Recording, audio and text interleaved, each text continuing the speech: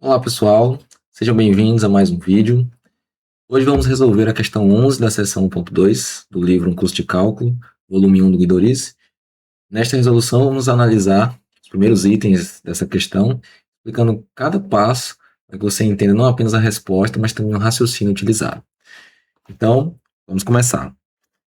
Olha só, questão 11, resolva as inequações. Se você tem acompanhado aí os últimos vídeos do canal, ou acompanhado o livro do Guidorize, né, você vai perceber que as questões elas seguem um padrão para ir te preparando.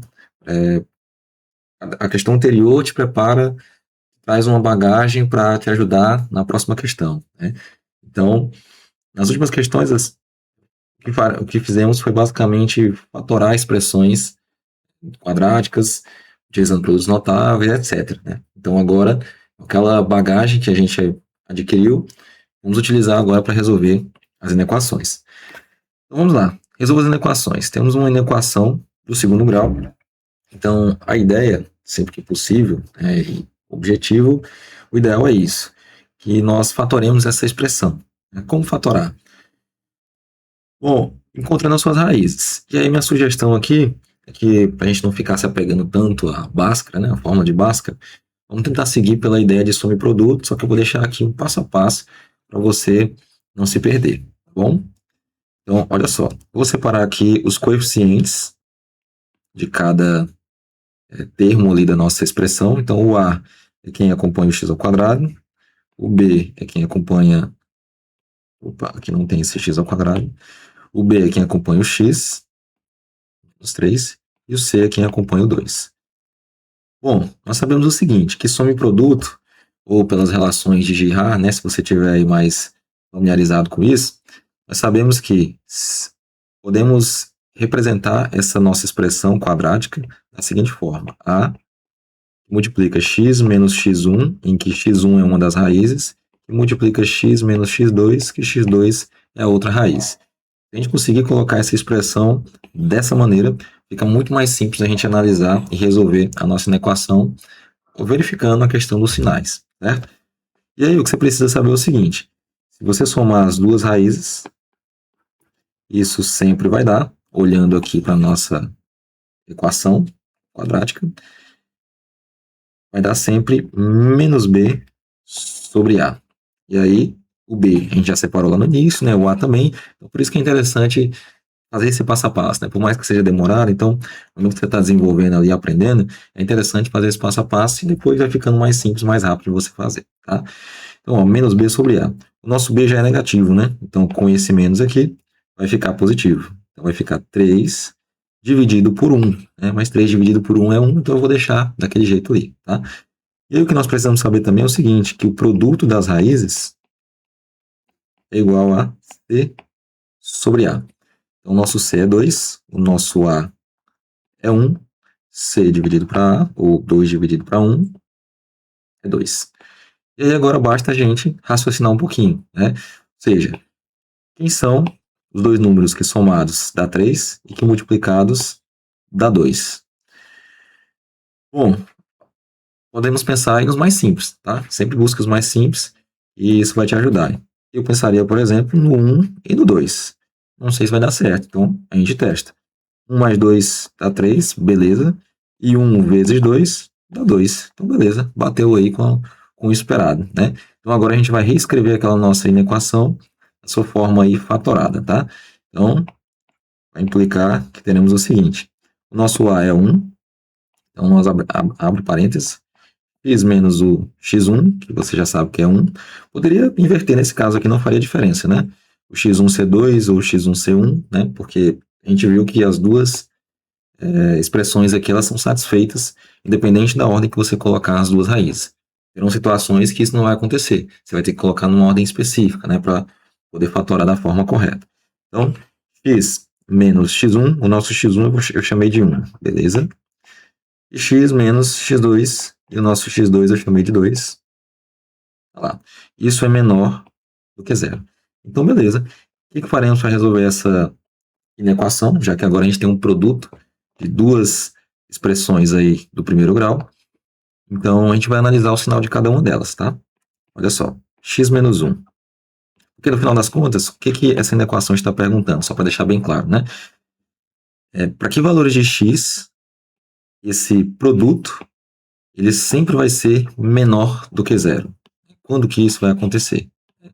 Bom, aqui a gente já consegue pensar um pouco. Pô, se esse cara for positivo e esse cara for negativo, vai ser menor que zero, beleza?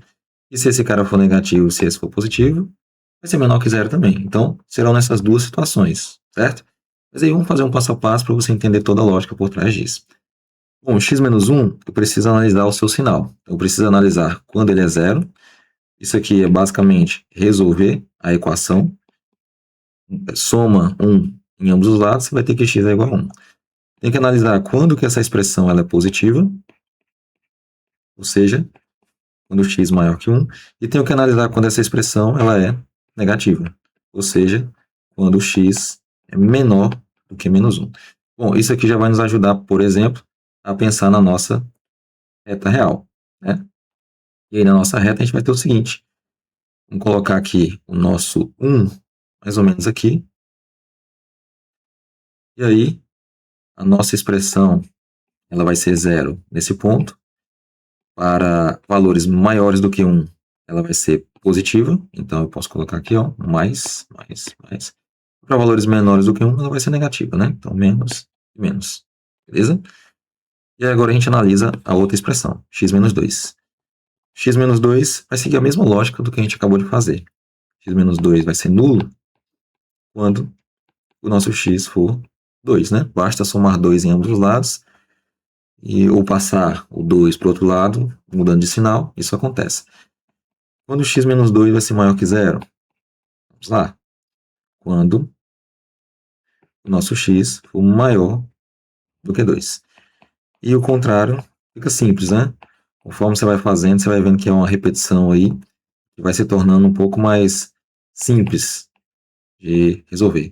Então, verificamos, analisamos aí o sinal das nossas expressões, e aí agora, vou deixar aqui em cima, ó, essa é a expressão, estou analisando aqui em cima, essa é a expressão x menos 1. Agora eu vou fazer uma reta, analisar a expressão x menos 2, e no final a gente vai fazer uma reta, que é a solução da nossa equação, que é analisando o produto das duas expressões, né? x menos 1 e x menos 2. Beleza? Então, para a segunda reta, nós temos que fixar ali o nosso ponto, né? O ponto crítico seria x igual a 2. Então, 2 aqui um pouquinho à frente do 1, vou dizer que está aqui. E aí, quando ele é positivo, quando essa expressão é positiva, a direita do 2, né? Quando x for maior que 2, então aqui. E quando essa expressão é negativa, à esquerda do 2, então aqui. Vou colocar os sinais, beleza. No produto, a gente vai juntar todos esses pontos de cada uma das expressões e vamos ver o que acontece. Agora basta a gente pensar na multiplicação de números, né? Então a gente vai olhar em cada pedaço desse aqui, ó. Antes do 1, entre 1 e o 2 e depois do 2. Então, depois do 2, por exemplo, eu vou olhar essa parte. Então, multiplicando dois números positivos, sempre vai dar um número positivo. Entre 1 e 2, multiplicando um número positivo por um negativo, vai dar um número negativo. E multiplicando dois números negativos, o resultado vai dar um número positivo. E aí, agora a gente vai olhar o seguinte. Esse final aqui, né, essa parte que nos interessa, o que ela está querendo? Está querendo saber todos os valores de x para que esse produto seja menor do que zero. Então, menor do que zero é a parte negativa. A parte negativa aqui da nossa expressão está aqui, ó. Esse cara. E aí, bolinha aberta no 1, bolinha aberta no 2, porque esses dois números não estão incluídos exatamente por causa desse sinal aqui, ó, menor que zero. Não temos aqui a barrinha que representa menor ou igual. Então, menor do que zero. Então, a nossa solução, a gente pode concluir aqui. Se escrever assim,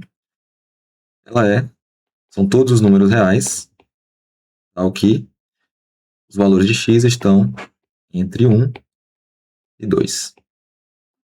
Ou você pode dizer que a sua solução é basicamente x pertence a um intervalo aberto de 1 até 2. Com parênteses, né, porque esses dois valores eles não estão incluídos. Tranquilo?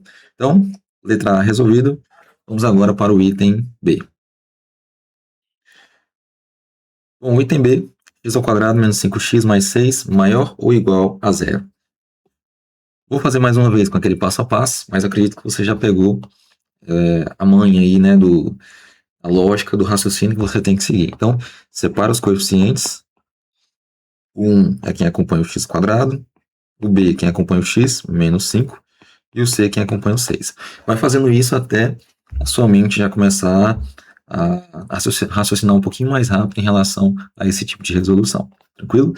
Então, mais uma vez, a gente quer escrever essa expressão na forma fatorada, né? X menos x1, x menos x2.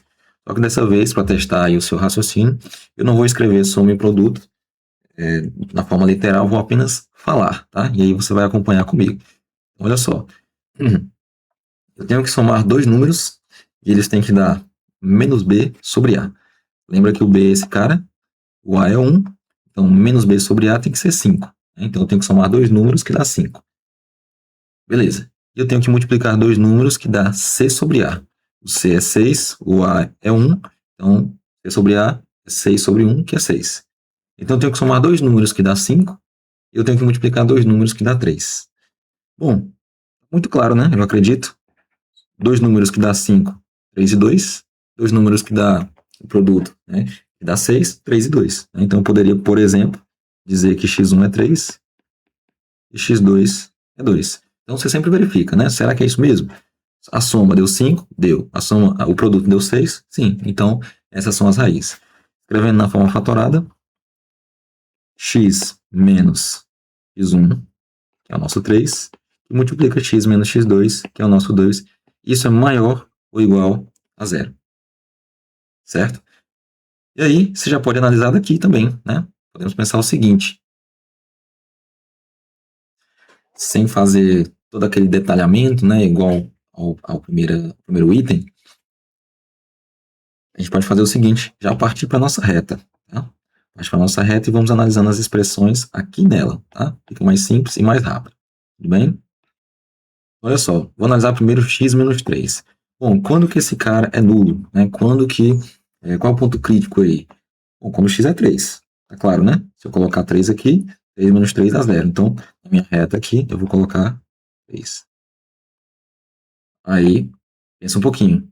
Quando que essa nossa expressão é positiva? Pensa, esse x ele tem que ser maior do que o 3 para essa expressão ser positiva, porque se ele for menor, essa subtração aqui vai dar um número negativo. Então, acima do 3, nós temos valores positivos. Por consequência disso, abaixo do 3, se colocar aqui números menores do que 3, teremos aqui valores negativos. Então, ficou muito mais simples, né? Talvez agora que você viu o passo a passo do item A, aqui, para fazer essa análise, fica mais tranquilo. Próxima expressão, o outro produto, né? A outra expressão que está participando aí desse produto, x menos 2. Já fizemos isso, né? Mas, para te ajudar, vamos lá. Ponto crítico. O lugar, né? O ponto em que essa nossa expressão é nula. Basta eu colocar 2 aqui, certo? Colocando 2, o 2 vou dizer que está mais ou menos aqui. Agora basta olhar aqui, em que momento, em que parte essa expressão vai ser positiva, né? Para que valores? Então, para valores maiores do que 2, concorda comigo? Porque se aqui for menor do que 2, isso vai ser negativo. Tem que ser ali de 2, alguma coisa para cima, né? Então, à direita do 2, temos valores positivos, a nossa expressão vai ser positiva, e abaixo de 2, a nossa expressão vai ser negativa. Agora, nós pensamos agora no todo, né? No produto. Eu vou até copiar para agilizar para nós. E aí, descendo os pontos críticos, 3. Agora a gente faz apenas o jogo de sinal. Se tornou muito simples. Já que estamos falando aqui do produto, então a gente vai analisar pensando em produto de dois números, certo? Então, ó, produto de dois números positivos é sempre um número positivo. O produto de um número negativo por um positivo é um negativo. E o produto de dois números negativos é um positivo. E aí, nós queremos o seguinte, nossa inequação volta nela, né? Ela quer os valores de x tal que essa expressão seja maior ou igual a zero. Então, a gente precisa pegar um intervalo onde tem um mais, né? Que representa a parte positiva, né? Então, vai ser esse pedaço e esse pedaço.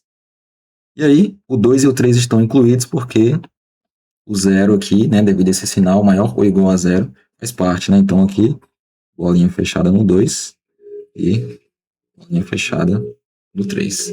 Como seria a nossa solução, então? Você pode escrever assim. Portanto, a solução são todos os números reais, ao que x, esses números, né, devem ser menores ou iguais a 2, ou esses números devem ser maiores ou iguais a 3. Uma outra maneira de você representar essa solução seria x pertence, pensa em intervalos, certo? Para valores menores do que 2, então vai de menos infinito até 2, e aí coloca colchete, porque o 2 está incluído. União, que significa que o nosso ou, do 3, colchete no 3, porque o 3 está incluído, até o mais infinito, e parênteses no infinito, porque não é um número, né? É a representação aí de todos os números que estão antes desse camarada aqui e todos os números que estão depois desse aqui. Bom, vamos lá para o item C. O item C é o seguinte: x ao quadrado menos 3x maior que zero.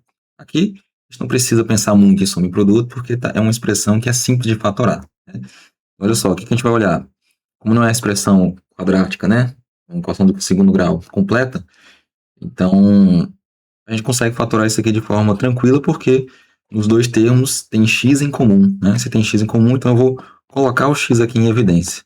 Posso escrever isso desse jeito, para ficar mais simples, porque aí agora eu tenho um produto de duas equações ou de expressões do primeiro grau, e aí fica muito mais simples de analisar na reta real, tá?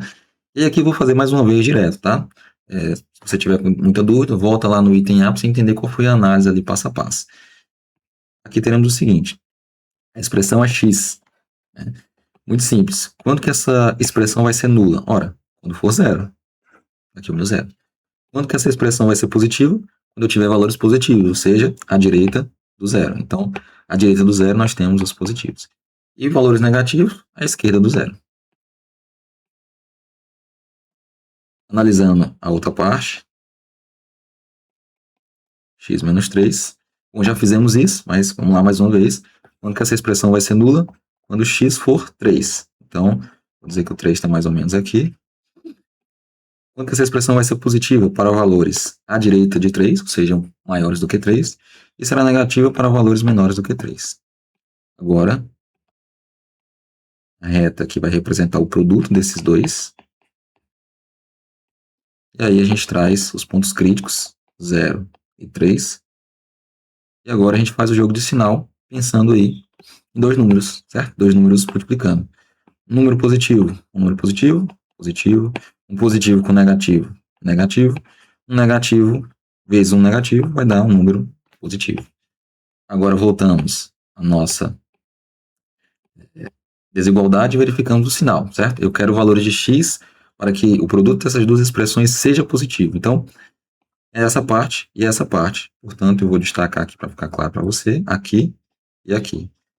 Percebam, no entanto, que aqui é somente maior que zero, não é maior ou igual. Então, o 0, vou colocar uma bolinha aberta, e o 3, vou colocar uma bolinha aberta, não estão incluídos. Portanto, a solução desse nosso item